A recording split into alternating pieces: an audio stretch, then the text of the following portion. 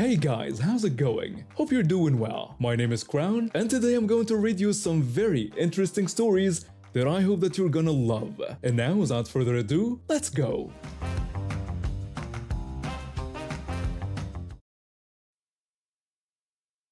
I'm a small, unassuming woman in my late 40s who spent most of my life in retail. Currently, I co-own a mid-sized sporting goods store. Years of customer service have ingrained in me a helpful attitude, but I'm not a pushover. I've been training in martial arts for over 2 decades and even teach it on the side. My store is close to a big box retailer, and I often stop there to grab drinks and snacks for my employees. Our management uniform is a black and gray shirt with a red logo on the pocket, and I wear a mask with our store name on it. The big box store's employees wear blue or yellow vests with large lettering on the back. One morning, I popped into the big box store before heading to work. It was early, so the place was pretty empty. I was loading my cart with soda when I noticed a guy heading my way. Thinking he wanted access to the soda, I moved on to the next aisle. That's when I realized he was following me and he didn't look happy. The guy stomped up to me aggressively. He angrily demanded to know why I had walked away from him, insisting that he needed help. I tried to de-escalate, putting on my sweetest voice. I apologized and asked if he had a question about my store, mentioning its name. The man reacted with confusion and hostility. He rudely asked where the Diet Mountain Dew was, insulting me and questioning why he would want to know anything about my store.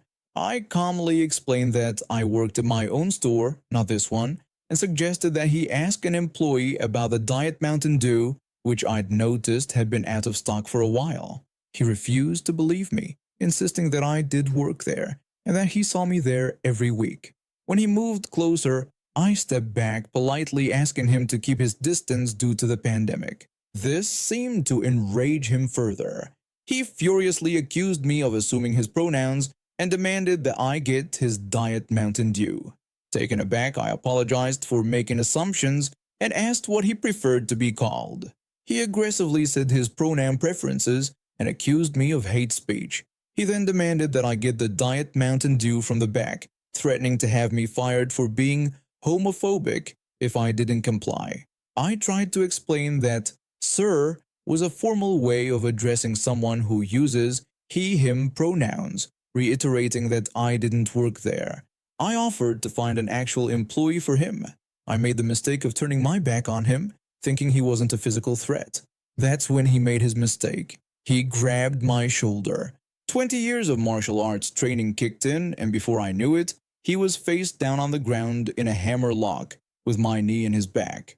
I called out loudly for any employee to call 911, explaining that I had been assaulted.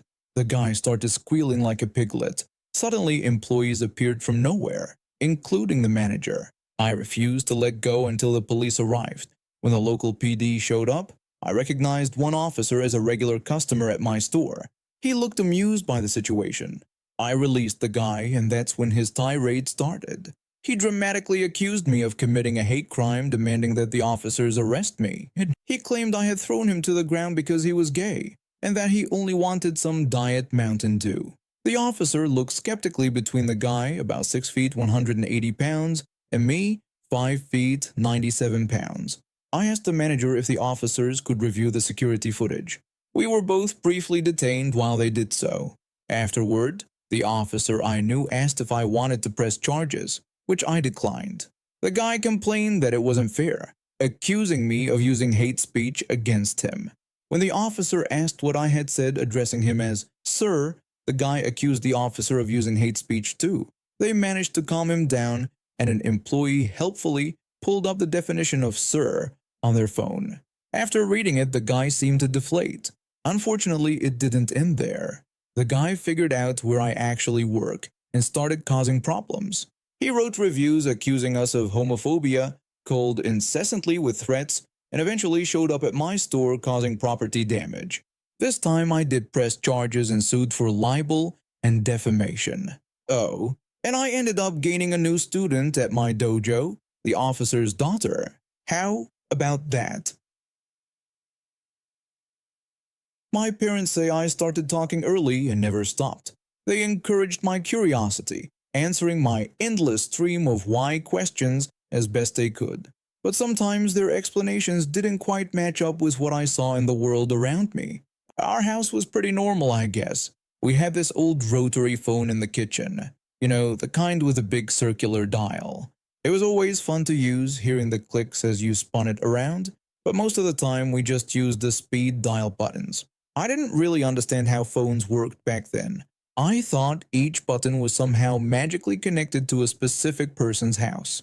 One day when I was about 5, I noticed something weird. Our phone kept ringing, and every time my parents would look at it and comment that it might be someone trying to call Joe Jones again. They'd answer, inform the caller they had the wrong number, and hang up. This happened a lot. Now, being 5, I didn't really get what was going on. I thought Joe Jones was just some guy who kept calling us by mistake. I couldn't understand why he didn't learn. Our number wasn't his. It made me kind of mad. Didn't he know he was bothering us? So, this one day, I was home with my mom. She was busy in the other room when the phone rang. She called out to me, asking if I could answer it. I was so excited. Finally, I could answer the phone all by myself. I reached up, I was pretty short back then, and grabbed the receiver. I greeted the caller, and they asked if this was Joe Jones. It was him, the guy who kept calling us. I was so annoyed. I took a deep breath and sternly told the caller that Joe Jones didn't live here and demanded they stop calling us. I heard a gasp behind me, and suddenly my mom was there. She grabbed the phone from me. She quickly apologized to the caller, explained they had reached the wrong number, provided the correct number for Joe Jones, and wished them a nice day. She hung up and turned to me. She didn't look angry, just concerned. Mom told me we needed to talk about what just happened. I defended my actions, explaining that I had told that Joe Jones guy to stop calling us because he kept bothering us. Mom gently explained that it wasn't Joe Jones calling. She clarified that Joe Jones was actually a store, not a person, and that it wasn't the same person calling each time. I was confused. I asked how a store could call us, and if it wasn't the same person, how did they know it was for Joe Jones every time? Mom explained that our phone number was very similar to the store's number, and people sometimes dialed the wrong digit by accident. That's why we got calls for Joe Jones sometimes. When I asked how she knew it was for Joe Jones before answering, she told me about caller ID. She explained that it showed the number that was calling, and when they saw an unfamiliar number, they guessed it might be someone trying to reach Joe Jones. It was a lot to take in. I felt pretty bad about yelling at that person on the phone. I apologized to Mom, admitting I didn't know. She reassured me that it was okay and that I didn't mean any harm. She used this as a teachable moment, explaining that we should always be polite on the phone, even if someone has the wrong number. She pointed out that they might be confused or having a bad day, and a little kindness could go a long way. From that day on, I always tried to be nice when answering the phone. Even years later, when telemarketers started calling all the time, I remembered that lesson. I politely declined their offer and wished them a good day. I'm grateful for how my mom handled that situation. She could have gotten mad at me for being rude, but instead, she took the time to explain things and teach me a lesson. And it's a lesson I've carried with me all my life, and one I hope to pass on to my own kids someday. One day, my buddy, a self-proclaimed fitness guru, convinced me to amp up my cardio routine. He addressed me as Dude Bro Guy and insisted that 30 minutes on the treadmill every gym session would do wonders. Pro tip, when someone addresses you as Dude Bro Guy, it's probably wise to seek a second opinion. I stuck to this treadmill regimen for a few weeks, but then I noticed something odd. Every time I went downhill, my knee would protest, as if telling me I was a jerk and to stop that. This became a real problem. I have a dog who loves walks, and where I live isn't exactly known for its flat terrain. Soon it got worse. Stairs became an issue too. Oddly enough, deadlifts, squats, and leg presses were fine. But a slight downhill or a flight of stairs? No way.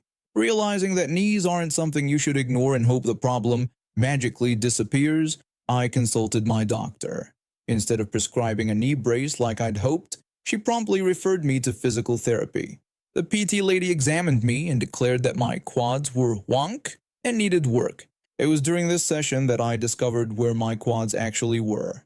She advised me to avoid most leg exercises at the gym except for biking or swimming. Given the choice, I opted for swimming. Now I can swim, but not well or for very long. It turns out that being out of breath and trying to get actual air in isn't as easy as it used to be, especially when some fat jerk, aka me, is splashing water all around. Until my lung capacity catches up with the rest of me, I've adopted what I call the fatty twirl. It involves 4 or 5 strokes of freestyle followed by rolling onto my back to kick with my legs until I've caught my breath.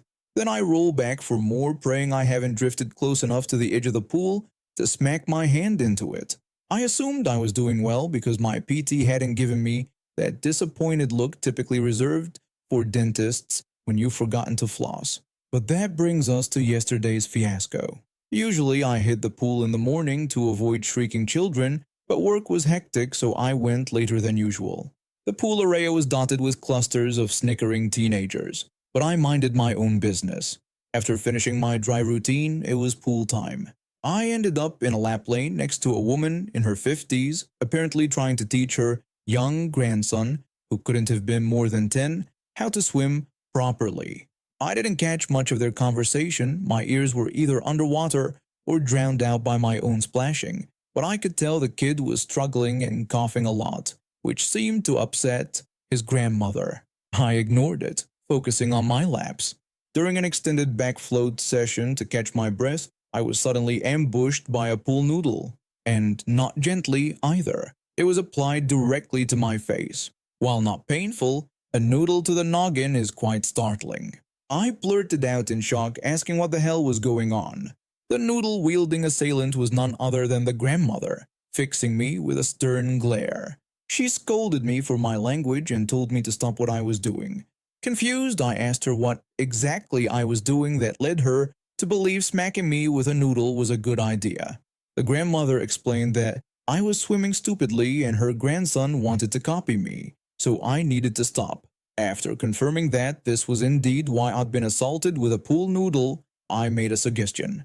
I proposed that she might have better luck in the kids' pool area, pointing out its location far away from me. The grandmother refused, insisting she was fine where she was and that I was the one causing the problem. I thanked her for her unsolicited opinion and resumed my swim.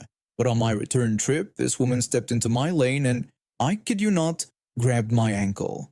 Now, I don't know about you, but when I'm swimming and something grabs my leg, it triggers an instant panic response. I immediately started flailing and kicking wildly, trying to free myself. The grandmother received an adrenaline-fueled kick right on her forearm. I surfaced, gasping for air and ready to start swinging. My defensive stance was interrupted by the grandmother's wails about how I had supposedly broken her arm. This commotion finally caught the attention of the lifeguards, who apparently hadn't been paying attention before. 2 lifeguards rushed to help the grandmother out of the pool, examining her arm as she continued to wail and flail. A third approached me, initially upset about me kicking another guest. However, their tone changed when I pointed out where the kicking had occurred.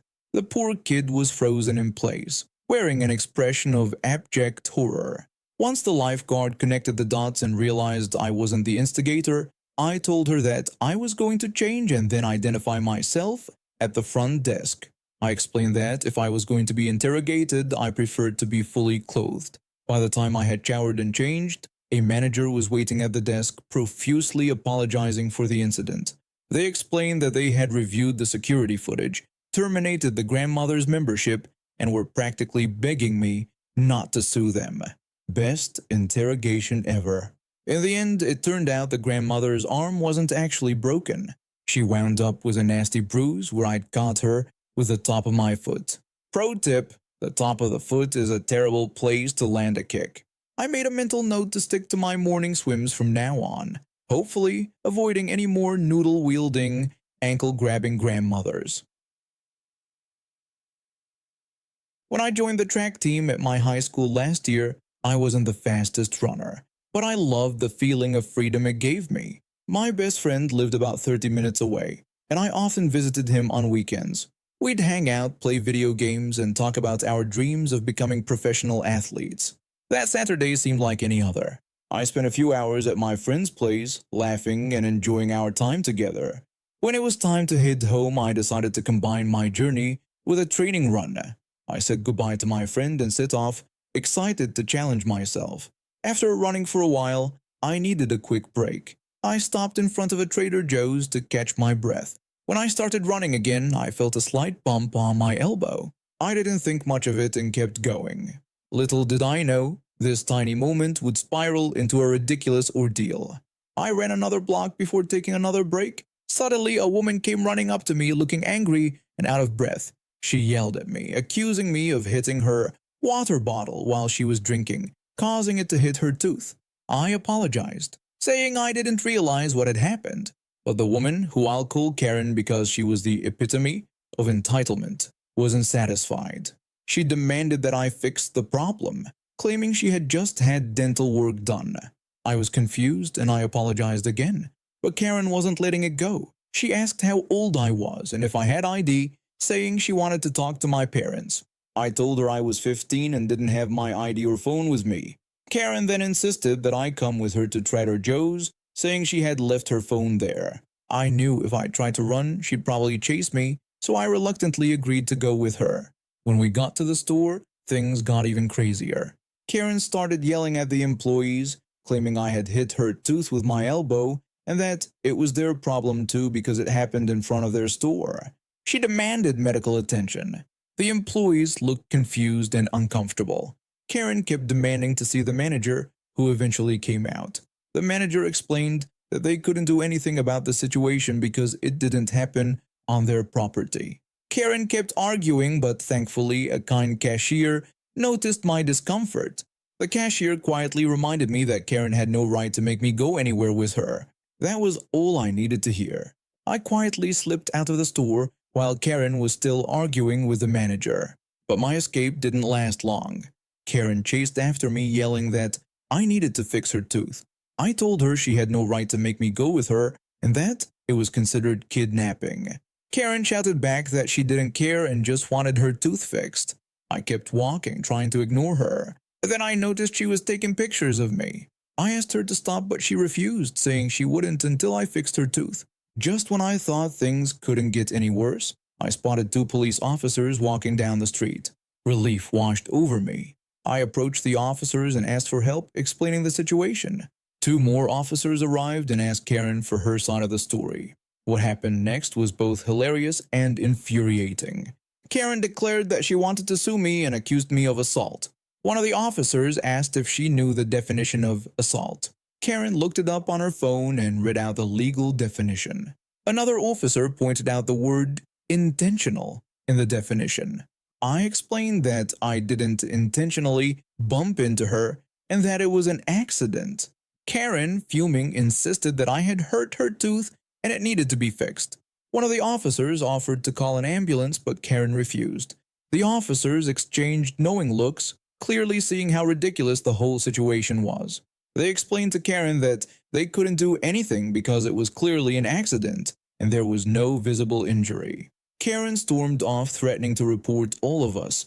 When Karen disappeared into the distance, the officers turned to me with sympathetic smiles. They asked if I was okay, and I assured them I was fine, just a bit shaken up. They reassured me, saying some people just can't handle minor inconveniences and that I did the right thing by seeking help. I thanked the officers for their help and continued my run home, taking a different route to avoid any more encounters with Karen. When I got home, I told my parents about the incident. They were shocked, and from that day on, I made sure to always carry my phone when I went running, just in case. And you can bet I never ran in front of that Trader Joe's again. And now we have reached the end of today's stories. Thank you for watching, and see you next time.